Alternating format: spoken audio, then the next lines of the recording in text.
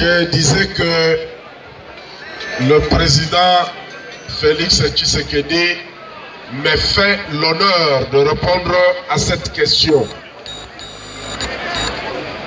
Le Congo a ses lois et tout le monde est soumis à ces lois, y compris la CENI. Parce que la CENI, c'est elle qui a créé cette situation. Elle est malvenue pour imposer des choses qui ne sont pas conformes à la loi. Je comprends sa difficulté parce que la loi dit que la campagne ne peut durer plus de 30 jours. C'est vrai. Mais en même temps, la loi dit que la campagne se termine 24 heures avant la date du scrutin. Mais parce que lui, il a repoussé la date du scrutin au 30 décembre 2018, nous prenons la partie de la loi qui dit que la campagne doit se terminer 24 heures avant la date du scrutin. C'est la loi, ce n'est pas nous. Voilà donc pourquoi nous avons dit dans notre déclaration que nous allons continuer la campagne électorale. Nanga ne fait pas de loi dans ce pays. Merci. Je sais que vous poserez parce que le mot d'ordre vient d'être donné par le président Félix Tshisekedi à travers ses communiqués. Le dernier retranchement dont on parle dans le communiqué, c'est le 30. Donc, Kabila a brûlé les machines, il y a eu tout ce qu'il y a eu. Finalement, ce report de 7 jours constitue son dernier retranchement. Et c'est là qu'on va les cueillir comme une mangue mûre. Il y a élection le 30, vous allez voter massivement pour le camp du changement. Il n'y a pas élection, on vous appelle tous à une mobilisation générale jusqu'au départ de Joseph Kabila.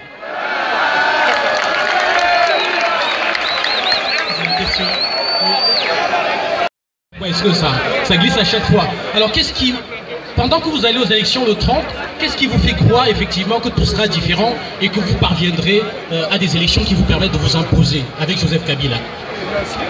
Ok, avec l'autorisation du président, je peux y aller. On venait là de vous dire que ce n'est pas par la volonté d'un individu qu'on doit aller aux élections. Notre constitution prévoit les élections après chaque 5 ans. Dommage que dans notre pays, ça ne s'est pas passé ainsi. Nous sommes à la 7e année, en lieu et place des 5 ans. Eh bien, nous disons, chaque chose a un début et une fin. Nous estimons que le 30 décembre de cette année constituera la fin de toute chose parce que la fin justifie le moyen.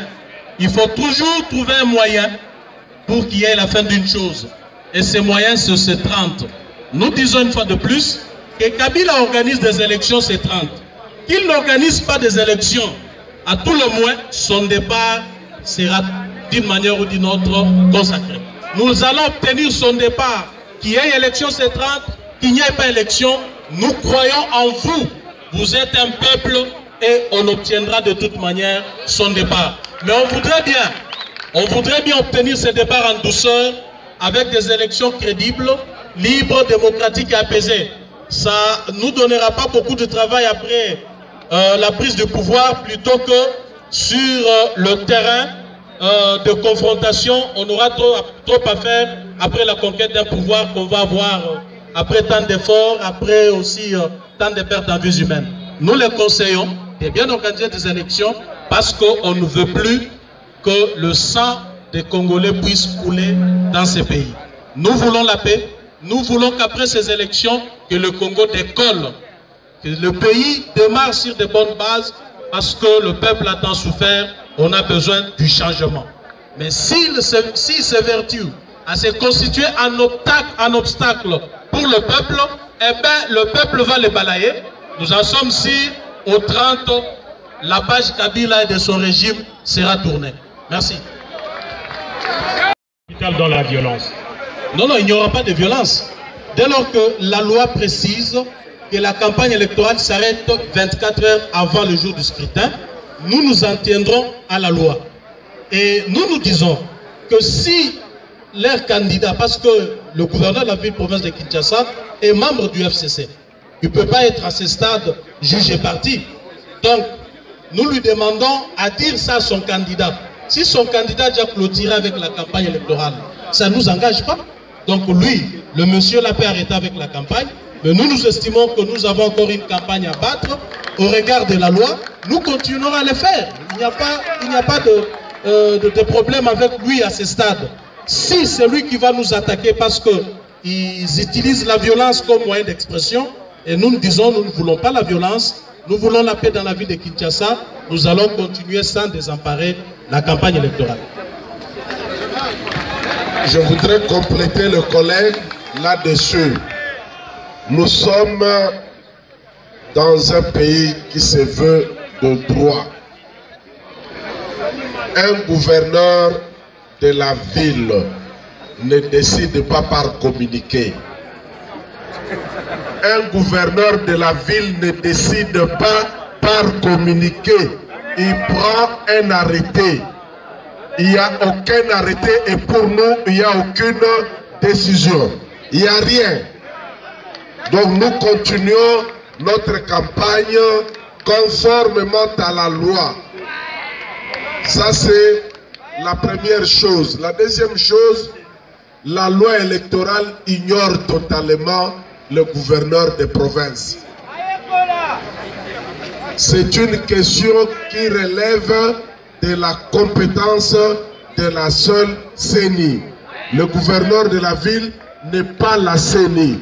Voilà pourquoi nous appelons de tous les vœux les changements. Il faut que les gens qui connaissent les lois, qui connaissent l'administration, gèrent le pays. Retirons le pays d'entre les mains des amateurs. Malgré les 10 ans ou 12 ans qui sont restés en poste, ils n'ont toujours rien maîtrisé. Des gens comme ça doivent partir. Voilà.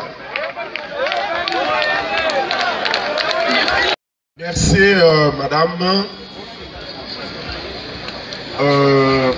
Par rapport à votre dernière question, rien n'est impossible en politique. Ça reste ouvert. Les amis de la Mouka sont de l'opposition comme nous. La Mouka est née de Genève, où il avait été dit dans l'accord signé qu'on n'irait pas aux élections avec la machine à voter. C'est ce qui est dans l'accord. Aujourd'hui, la Mouka vient d'accepter d'aller aux élections avec la machine.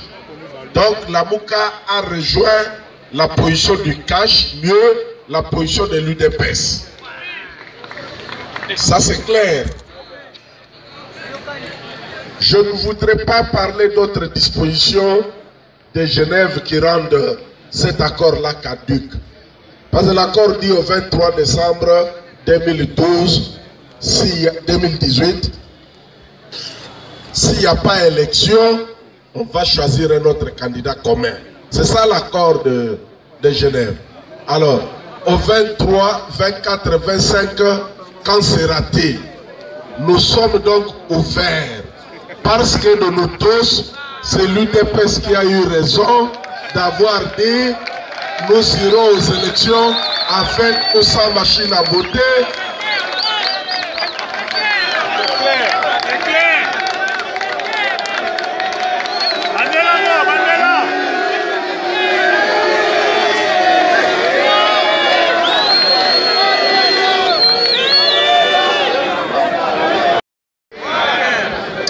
De nous tous, c'est l'UDPS qui a eu raison. Soyons courageux pour le reconnaître, soyons honnêtes. L'UDPS a dit qu'elle ira aux élections avec ou sans machine à voter. Même moi, j'étais contre cette position, mon collègue est là. L'UDPS a eu raison, donc les amis de la Mouka devraient faire comme nous de l'UNC, rejoindre l'UDPS. Les portes sont ouvertes.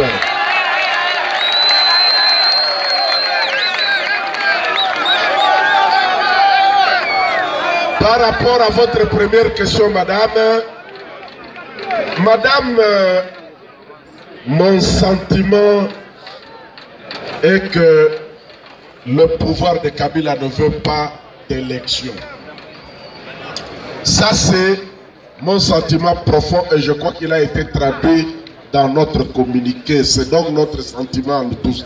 La vérité est que Kabila ne veut pas d'élection. Souvenez-vous, lorsqu'il y a eu cet incendie, le rapporteur de la CENI a communiqué.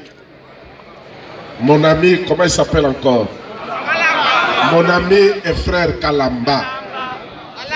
Il a communiqué, il a dit que cet incident ne va pas empêcher la tenue des élections au 23 décembre 2018.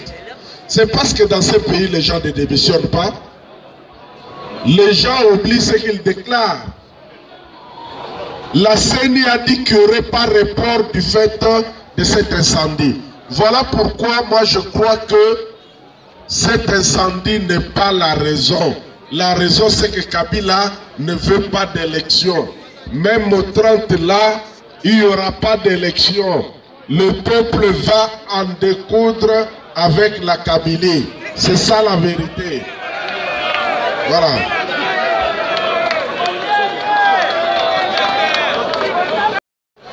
Pour votre bonne patience, le point de presse est terminé. Vous récupérez les copies en dur à notre bureau tout à l'heure.